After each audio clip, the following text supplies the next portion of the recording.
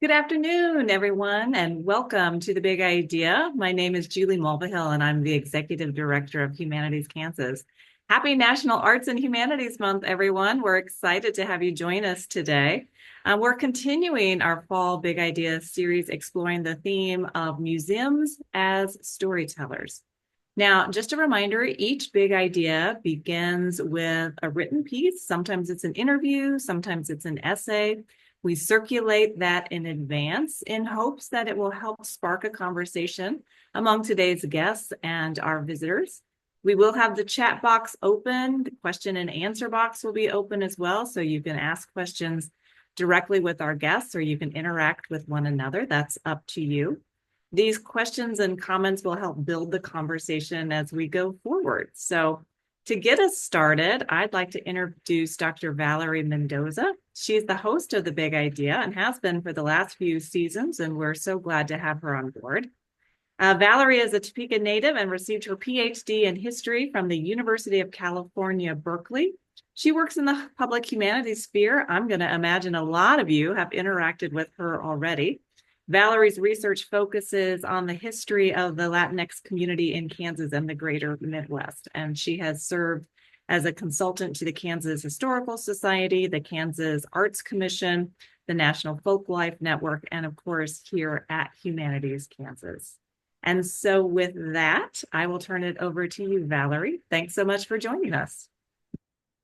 Thank you, Julie. And I would like to welcome our guests, Denise Sherman, Director of the Kansas African American Museum, Brittany Beck, Curator of the Kansas African American Museum, and Dr. Carmaletta Williams, CEO of the Black Archives of Mid-America. So welcome to you all. Thanks for being here.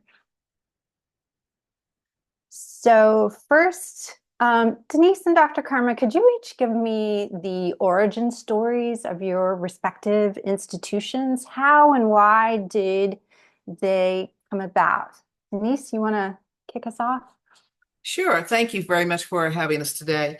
The Kansas African American Museum's mission is to make the Kansas African American experience resonate with every Kansan. So for us, our positioning ourselves through this is through our art, our history, educational opportunities, and cultural events.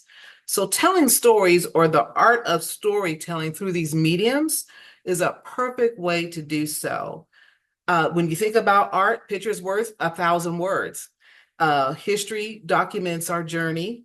Education is a pathway to sharing information, and cultural events provides an opportunity for an immersive experience. So you can find yourself in someone else's story.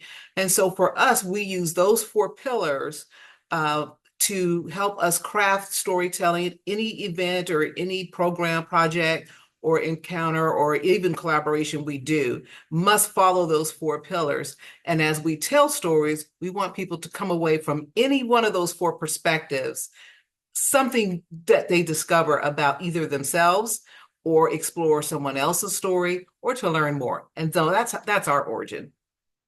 You guys have a lot on your plate. Yes, we do. Dr. Karma, what about you? Our origin story is quite different. We didn't have a commission. Our founder, Orson Peterson III, started collecting buttons and brochures when he was in middle school. And he was telling his friends that he was going to open a Black museum. And of course, kids tried to talk him out of it. You won't make any money. Why would you want to do that? But he persisted. And there's some wonderful stories about him dumpster diving behind the cult paper, the Black newspaper here, and other places, and pulling out documents and artifacts and saving them. He stored them all in the trunk of his car. We consider this the 5th location for the Black Archives. The first was in the trunk of his car. The second, he was able to get a room in the YMCA here on 18th and Paseo, the Black YMCA. And when that building became uninhabitable, he rented an apartment. And then with the desegregation of the firehouses, he was able to move the Black Archives there. Unfortunately, Mr. Peterson didn't live long enough to see the building, the Black Archives in the building where we are now. And I didn't know him personally, but his friend said he would be very proud. So he studied at the Smithsonian. And they're amazing stories. We have this beautiful sculpture, for example. It's a wire sculpture by Tyne McClendon, who said that Horace would come by his shop and ask for something. And he said, Horace, you have to pay for it like everybody else. You know, I don't want to be a starving artist. I want my things to be paid for. And Horace bugged him so much, he said, just take the damn thing. But it is a beautiful sculpture. He's now in California. He has A-list of clients like Oprah and Denzel. And so we have a Tyne McClendon sculpture piece because of that. And our mission is pretty simple: to collect, preserve, share, and educate our community on the history, life, and culture of people of African descent. The original mission said in this area with a focus on Kansas City, but we have artifacts from literally all over the world. So we share that story. Our motto, we actually had a rally with 8 educators groups, and we marched from Lincoln High School, which is the Black high school down here, to the Black Archives, and had a rally. And they said, Dr. Karma, what does your t-shirt say? And my t-shirt says Black Archives of Mid-America. They said, no, what does your t-shirt say? So I can't draw stick people. So my t-shirt says revisionist history with a line through it, tell the truth. And that's pretty much what we strive for here, is to tell the truth about Black life and culture, not just here in the 18th and Vine District, but throughout Kansas City, Missouri, throughout the whole country. Thank you. Thank you both. So I know all of you are invested in telling untold stories, and as you just mentioned, expanding the history of African Americans, and so everybody knows these stories. So what's one thing that each of you has done to uncover and tell these stories at your institutions? Sure. Well, one of the things that we've done is really open up the opportunity for different avenues for people to come in and tell their stories. It's always interesting when someone comes to the museum and they'll see an image or a piece of art or whatever program we're doing, and then they start sharing other unknown facts about the story we're talking about, and to see their pride and sometimes even their other reactions as they're recalling this is really very helpful. We learn quite a bit from the folks in the community as they add to the story that we're already telling. So that is one of the things that we encourage. When we say discovery and exploration, that's really what we need. It's not just what we host and have, but what you bring to the table as well. And so again, as we look to do any type of projects or programming, it's really having an opportunity for people to become the story or contribute to the story that's being presented. And I think it kind of speaks volumes, to what you're doing at the museum, right? And that, that it's engaging your constituency, but also that they feel like it's a safe space for them to share their story and how it contributes to what you're doing there. Right. Well, absolutely, because it's the exchange, the interaction that really elevates any type of an opportunity to be in someone's presence. I tell you, sometimes people will come in and just mention 1 or 2 little things about what they're seeing or experiencing, and then you're off into another space. And it's just wonderful to expand your knowledge. And so we never know when someone comes in the door if they hold a piece of the puzzle that we don't know or can add to the story with their permission. Or sometimes it's like making a good stew or a good gumbo, you add that extra little spice to it and all of a sudden it just elevates the whole experience. So yes, that's really what we strive to do with every encounter. And also, when people leave, we always ask the question, what stood out for you today? Was there anything that you would like to share, or was there anything that you didn't know that you found out today? And that's where, again, the discovery, the recap of someone else's experience really helps us build our own. Yeah. And Dr. Karma, it sounds like you all were blessed with the beginnings of, a collection really early on. How have you all continued to work on telling and sharing these stories? Because one thing I've noticed, is that when people hear, their story, they begin to see that it's important. Lots of times we don't think our story is important, I guess, but when they see it in a museum or, hear somebody talk about a similar experience and they're like, oh, hey, I had it, that was my experience too. This must be important. What's been has become very apparent to us is that everybody feels their story is important. We were very blessed to have gotten a grant, as an example. Oral histories is one of our main focuses from Missouri Humanities, and as part of that grant, we had to post it in the paper. So we did. We put in a little ad in the call paper, the Black newspaper, saying that we were going to be doing these oral histories. Well, the day that they were scheduled, my staff said, "You have to come down. You have to come." And the lobby was full. Down the steps, down the sidewalk was just filled with people dressed up in their Sunday clothes, waiting to tell their stories. So I was like, oh, wait a minute, wait a minute, wait a minute. First off, we don't have this much time. We don't have the money. We can't collect all of your stories, but we'll take your names and as times come up. But we had a couple of people who refused to leave until we got their stories. But we've been really fortunate to have opportunities to do many other oral history projects. And people come, they want to tell their stories. We partnered with KU Med Center. They got a repair, all caps, grant about interviewing people about disparities in healthcare, based on race and gender and socioeconomic conditions. And we invite people in, have a dinner with them, and have them tell our stories. And then we invite some of them back and record their stories. Not one person has said no. I don't want my story to be heard. Um, and they see them not just their place in history, but their family's place, even though it may not have made the newspapers, it may not have, been on television, but it was significant.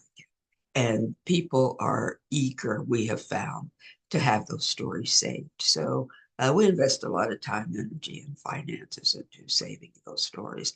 And she's right. You don't know what's going to be revealed as people tell their stories. We have what I call my resident gentrificator, who lived up on Beacon Hill, which was the Black residents. And mostly it was professional Black folks.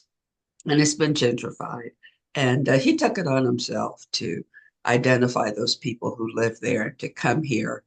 We have we actually have 2 recording studios, and to tell their stories. And they came, the people he identified, they also identified more people who had different stories that they wanted to tell about that same space. So then the life and the culture then becomes even richer and fuller as you learn more about the past and the people and the purposes for these neighborhoods. So we're excited.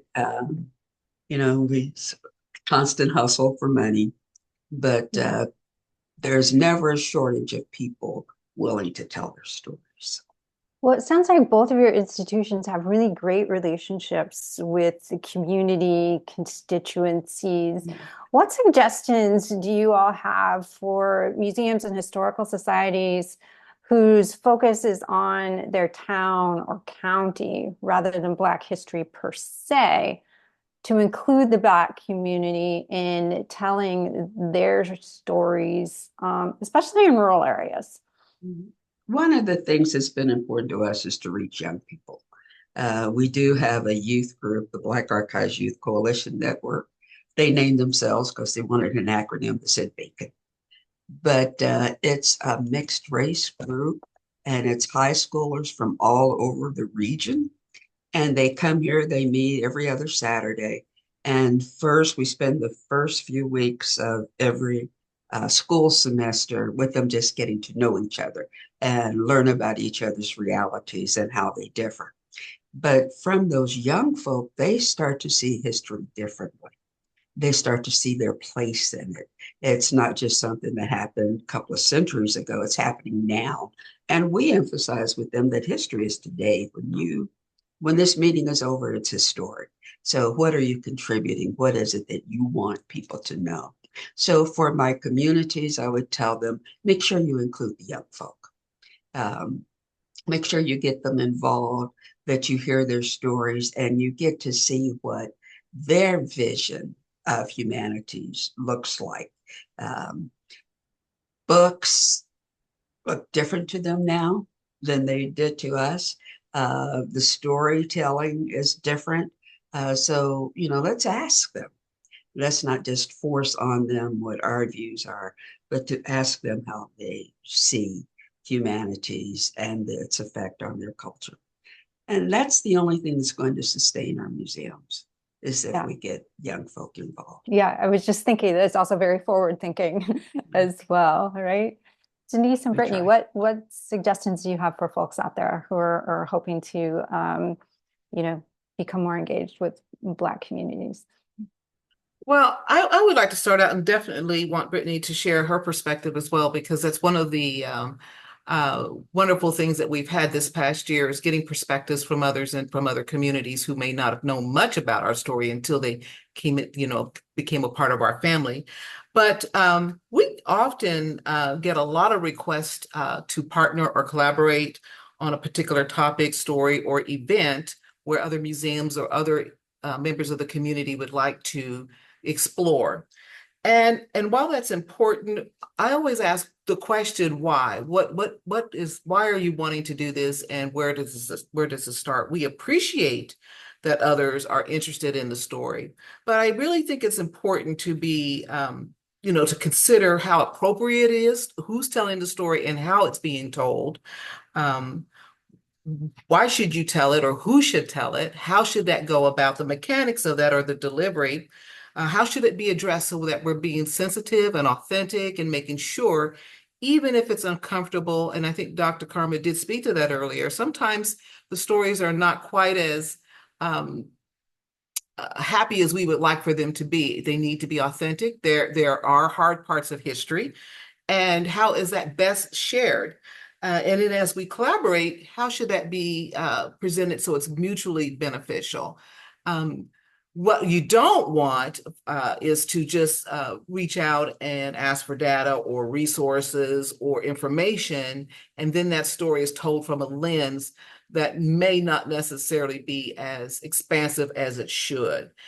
But again, when these opportunities come about, we really strive with any community partner, any museum, or any group that is interested in exploring more of the Black experience, help them to better understand from the perspectives of all. It's not a singular story that's told. Often it ends up being that way if it's not expanded enough. But really, what are the untold stories that make this opportunity rich? And so we ask always that the people are willing to give a complete story, a balanced story. Even the hard parts should be shared. And if it's uncomfortable, that's okay. That gives another opportunity to learn, experience, and see what things could be done differently.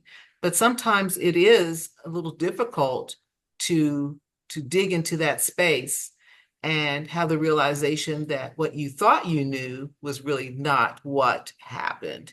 And that's, again, the authenticity of telling a complete story from the perspectives of other lenses, especially those who experienced it firsthand. Brittany, did you want to kind of jump into that? Yeah, so I definitely agree with that concept of being uncomfortable. As somebody coming into a community where, I'm an outsider, I've had to really adjust how I think about things, what perspective I take. For example, I'm working on Defining Black Wichita Part 3. So it's an exhibit that deals with the movers and shakers of the Black Wichita community from the 1970s to present. And so when I was going about this exhibit, I was thinking, I knew most of the big events that happened during that time period, right? And as I started going through this exhibit, I realized I really didn't. I knew it from a white perspective, from a general perspective, but to understand it more from the Black perspective, I had to truly take my mind and flip it and approach it in a different way. And it was uncomfortable to realize that, I don't necessarily know everything. And that's discomfort that you just have to get used to as you come into a different space. Yeah, and it occurs to me too, as you all are talking, is that the Black experience is not monolithic, right? It's exceptionally varied based on, many, many factors, socioeconomic status, skin color, right? Education, what neighborhood you grew up in, all of those types of things. Yeah, the best thing you can really do is go out into the community and talk to the community members. That's the best way to truly understand what has happened in the past and what their stories are. Yeah. And so, Brittany, as you tried to do that, where did you start in the community? So I started with our archives because that's the resource that's available to me. That's where I find a lot of the stories, by starting to look into those areas in the archives and then pulling on a thread. And from pulling on those threads, I go in, different directions, and I start reaching out to people and talking to them. And that's where I uncovered that even though, you may have like newspaper articles about different people or internet articles about people within the community, that's not really a true substitute for actually talking to somebody who perhaps knew them and knew them on a more personal level, because there are so many things that don't get put into articles. As you said, it's not monolithic, right? You have to actually understand that this person has a life beyond the 2D pages of the book or article that you're looking at. And you won't get a full scope of that until you go into that space. Yeah. Yeah. What's one story that stood out to you that you've uncovered since you started this project? Yeah, so Rip Gooch was a U.S. senator, aviator, and businessman from the 1970s, and he recently passed away. And he was from Tennessee. He was the son of sharecroppers, and he got his nickname Rip from Ripley, the town where he grew up in. He joined the Army during World War II and was a sergeant in the Philippines.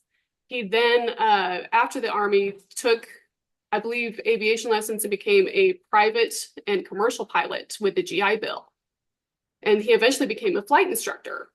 He then went into business. He had an aero parts business, aero taxi business, and at the same time, he provided private lessons. And we just recently got a donation from somebody who had a flight pilot certificate from Patricia Jean Brennan, and she was a white person who got both her private pilot's license and then also her driver's license on the same day, and he was her instructor.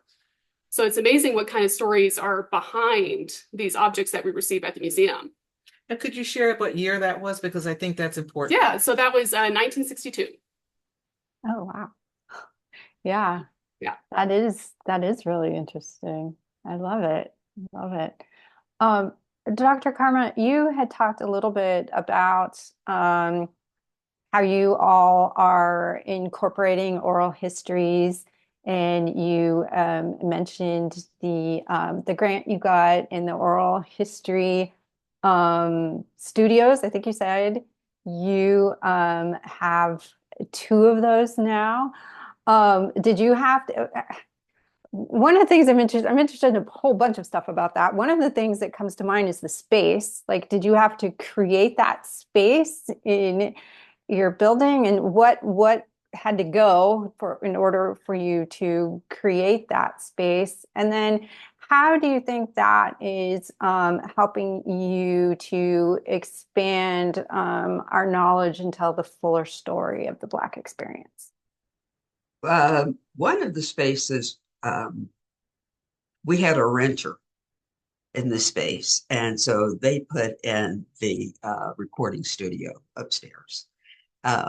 It's beautiful, and in fact, Grammy winner Joe Black records in there and teaches classes there. And we rent it out because we've heard that musicians have difficulty finding recording studios. It's a really nice size room. There's the place for the performers or whatever, and then the next space for the joining space is the glass wall with the computers and stuff. But we also have started some history programs where we have reenactors, kind of like History Alive, and they talk about this history in terms that everybody can understand, makes it fully accessible. We know that young people have been on computers since before they went to kindergarten. So this visual part, the performance piece really works and has been really successful. So that studio, we converted part of our dock area to that. We painted the whole room black. Part of that is because we partnered with the Smithsonian. They're going to give us some oversized scanners that go in half that space. But on the other side, it's all black, and then we painted green screen around there. We're trying to soundproof it. We're not really complete on that because you can still hear the furnace clicking on and off. But we record performances and interviews and that kind of thing in that space. So it's been really helpful. And then we put them on our kiosk. We were fortunate to get grants to buy a kiosk. I'm trying to make the exhibition all interactive. And so then we put those videos there. We partnered with Equal Justice Initiative, and we have the only exhibition outside of Montgomery, Alabama, that's dedicated to lynching victims. And so we have a reenactment of one of those stories that's on a kiosk so people can hear and see that story, as well as the jar of dirt and the history. So we've been trying to do that, and those recording studios have really been a blessing for us in that other people want to use it too. And we're not selfish. So if the folks here in the district, if they want to record. Yesterday, we had our councilwoman is having a third district conference, and she wanted to film some promo pieces. So they came down here and used our studios for that. So, and then our only requirement is that the Black Archives gets a copy, and that we can have those copies in our files on our servers and on our websites. Wow, so that's really a multi-use space. That's amazing because you're also using it in creating history, right? In that space, as well as recording, oral histories of community members. And wow, What's been exciting though is the community people love to be in that studio to tell their stories. It makes them feel better, more elevated or something, because they're actually in a real recording studio telling their stories. We just get them to relax right off, and they tell us this was such a great experience. So it's a new experience for them, and it comes up with a better project and product for us that they come in and then they just start talking, and we sometimes have to cut them off. It's like, okay, we close at 5. Can we finish up? Wonderful. So Denise, we have a question for you. In the big idea that was circulated before today's event, you said, quote, "The stories are what communities believe to be true," end quote. What advice do you have for Kansans interested in taking a fresh look at these stories that may be incomplete? And she says, "I'm also interested in Dr. Karma's and Brittany's perspectives too." Well, thank you for that question. First of all, listening to Brittany and Dr. Karma share their experiences with other perspectives, looking at a story, the youth who are hearing history and experiencing it for the first time. And then someone who's not from our community also coming in from a different perspective, just hearing the emotion and the visceral experiences that these folks are having are very, very important and very educational, because it helps us better position the stories that are incomplete. And so I appreciate both of those because, one of the disadvantages of growing up in some of the history, especially if you're talking civil rights or things that are in the recent, 20, 30, 40 years ago, you're a part of it. And so your perspective of being it is not quite the same as learning it from the outside. And that could be an advantage and a disadvantage, right? Because, well, that was part of my story too. And I never really thought about that. And someone shared that earlier. I'm not sure which. But what I would share is that there's always more to the story. It's always incomplete. And I think taking the time to stop and think, what else, like Brittany said, the thread that you kind of pull, what else is there that I can explore that may complete this story? We recently had an opportunity to partner with one of our local bookstores and Dr. Kwame Alexander, thank you, who is a prolific writer of children's books and books in general that pertain to history and culture, shared that he uses a technique to tell the stories or writes his books through history. There's always a history component, there's always a sports component, and he uses different formats of poetry to do this. But what I walked away from his story or his talk last week was that he provides white spaces within his writing to give you reason to pause. That reason to pause is to help you think and center yourself around what else was happening during that period that you might explore. So when we're talking about foods and politics, and Dr. Carmer mentioned the social, economic, and other parts of the community that are going on, gentrification, there's always other, in fact, factors or things that are shaping the story that are not presented in the story. So the story basically is incomplete, but it's when you stop and think about what else was happening during that period, or I wonder what the story behind the story is for this particular character or this principal person, or the event. That's when you really, I think, open yourself up to learn more. I'm very, very proud of Brittany coming into this environment and opening her head, her heart, her hands, thinking differently, feeling differently, and doing differently in a space that I know some days are uncomfortable. But it's the growth that comes from that. And if everyone would take that same position in all cultures and all opportunities, I think that they'll come out a lot richer. It's like when I go into an area that I know nothing about. Maybe it's a sports, and it's like, gosh, I know nothing about this, but I'm going to go explore. And then you start hearing the history and the stories and the development and how things evolved and how people feel about it. It is like totally unexpected. And some of us who are parents, sometimes your introduction is through your kids. So I love the youth aspect because they are often more open to things that they don't know than maybe we've been conditioned not to be open to. And it's through their wonderful eyes and experiences that you see things differently. So, I've had people tell me, I knew nothing about this particular sport, but my kid wanted to do it and I had to go to the games. And now I'm the biggest fan there ever was. I learned so much just by being immersed in it. Cultural, African-American, any stories are the same. Being immersed into the story really gives you the best benefit, and you get more of a complete picture of what the story is about. Thank you. We have another question.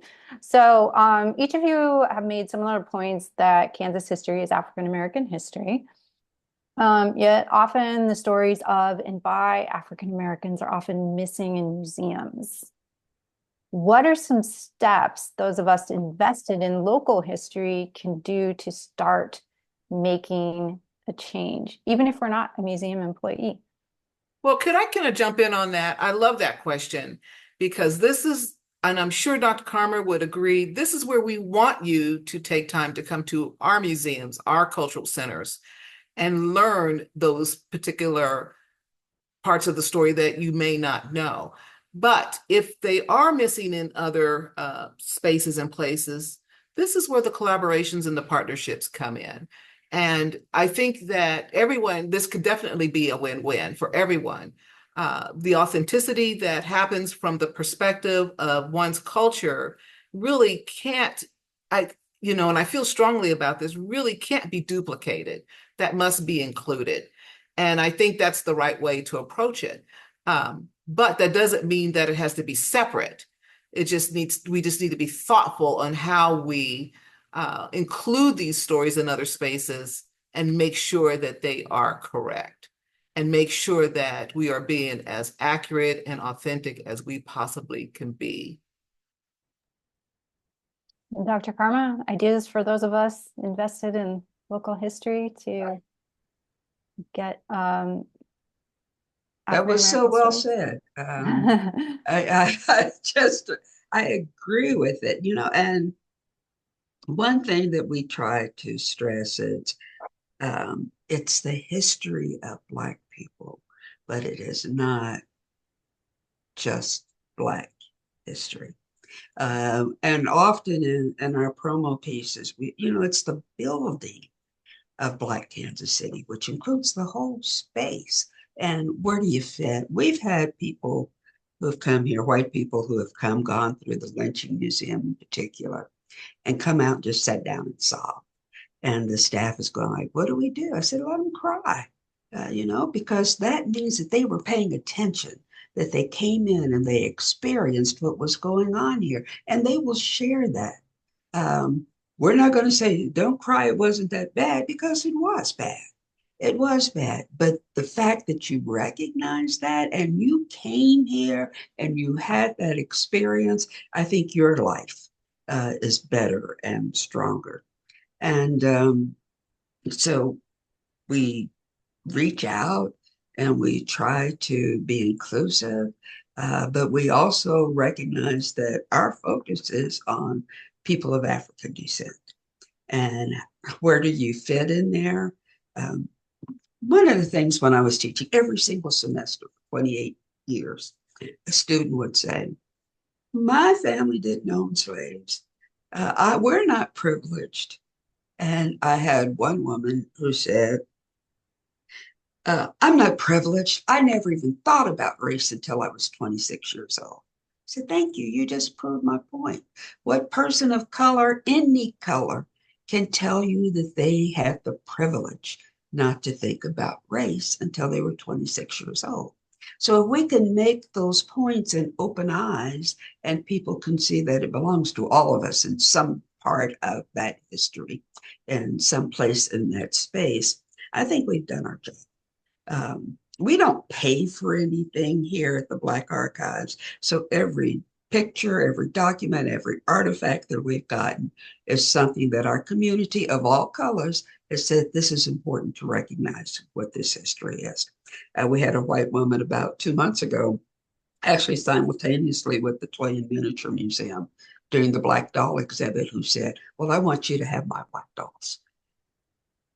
It's like, okay, so, doors open, minds open, people are seeing their place in this history. And I think that means that we're doing great outreach. Absolutely. So another question, what strategies do each of your museums use to build Black audience participation to enjoy the exhibits and participate in the programs? Well, we do programming around our exhibits. Oh, I'm sorry. You go ahead. I'm sorry. But since my mic was already on, we do programming around it because we don't want them to just come in and look at artifacts and say, oh, that's nice, I wonder what it means, or not leaving with a rich experience. So we always have like an opening session where we talk about it. We invite people in and we do programming around it. We're trying to write some study guides because we don't expect teachers to know everything. But if we can give them turnkey study guides even with tests and answers in it, that gives them, takes away a border for not coming or not understanding or not participating. So we try to do that. And we reach out. We go to senior citizens places. We go to schools, community centers, and we expect people to share by word of mouth. Now it's your turn. Thank you. I want to share that definitely what you said, Dr. Carmer. That's definitely we create pathways and avenues for people to. We welcome all people. It's not just for Black people. We want people, period, to come to into our space and learn. And I would say this, I was following Dr. Karma a bit during the COVID, during the pandemic, when we were really in a tight space as entities on how we were going to continue to move forward in this time where people weren't coming to visit us. And, you did such a fabulous job pulling all that together. And I know you were doing that before, but it was very critical to figure out how to keep people engaged with us through the programs that you developed and reaching out so that we still had those connections and we still had a way to have an opportunity to share. But what I would like to say is that the onus shouldn't just be on us. We have so many different facets of running an organization that sometimes often is not fully resourced. And so with that, we have to pick and choose where we put our limited resources to get the optimal outcome. And I think we do a great job in doing so. But I would say it's also up to the community to reach out to us, not just when you particularly want to do a partnership for a story you want to tell, but in expanding your own information and learning. And again, there's many ways to start this process. It could be exploring a new food, or it could be seeing a new exhibit or a talk or a topic, or, there's just so many ways to start that first step. But I guarantee you, if you take that first step and you really in earnest move forward and say, I want to learn more about whether it's a book or a conversation or someone in your family, someone you work with, and you say, I've never spent time with you. Let's go together for lunch at a museum. Those things will give you an opportunity to go to the next step and the next step. And I go back to Brittany's example, pulling a thread. Once you start tugging on that thread, we got you now. You're going to have to continue on because there's so many things that are woven into these wonderful stories that you will be surprised how in-depth and how colorful and how I keep using the word rich and robust, but that's all I can say. The African-American community is so robust and rich in our creativity, in our history, in our ability to work through even the most challenging circumstances and still have a triumphant story at the end of the day. And we love it when people are curious. We can't wait to tell the story. And whatever method we can do it, we'll be glad to do it. But we really want people, again, to come in with open head, open hearts, open mind, open hands, and dig into it. Don't be afraid. I love the example of people having a visceral experience and maybe feeling emotional behind it. Some days I walk in and learn something new in my own museum and I'm emotional too. We don't know everything about our own experience either. So it's open to everyone and the invitation is there. And please don't be hesitant to explore, because I know, and it is our wish and desire why we hang on to these museums and cultural centers the way we do is because we know how important it is to keep our legacy alive any way possible. And believe me, it takes a lot to do so. Yeah, and I want to throw a shout out to both of your institutions' very robust social media presence, especially on Instagram. So if you guys aren't following both the Kansas African American Museum or the Black Archives of Mid-America, you should. And we have more questions, but we ran out of time. So thank you all so much for this wonderful conversation. And I'm going to throw it back to you, Julie. Well, I really hate to rejoin the conversation because I've just been taking notes, as I'm sure so many of our other guests have been as well. And a couple of my takeaways, and I could go on, is that I was just really struck by Denise and Brittany and this idea that, don't be hesitant to explore, don't be afraid to pull that thread, as you put it, Brittany. And Denise, I'll be thinking about this comment that you made too, that it's the history of Black people, but it's not just Black history. And I think for those of us who are outside of the Black community, this has been such a wonderful gift to have this exchange of ideas and conversation about how we can all move forward to really think about, how we more authentically and expansively tell our shared history. So thank you so much for moderating this, Valerie, and for our guests for joining us for that. The Big Idea Month programming continues next month. So for those of you who are interested in continuing the conversation about museums as storytellers, you'll want to mark your calendar for November 22nd at noon. The topic will be women's stories and how those are portrayed or have been and should be portrayed in our museum community. And our guests will include Dr. Sarah Bell, who's the director of the Kansas Museum of History, as well as Donna Ray Pearson, who is the curator there at the museum in Topeka as well. And both have done extensive work on the topic of telling women's stories, and we are in for another treat as well. So thank you again to our guest and to Valerie, and we'll see you next month.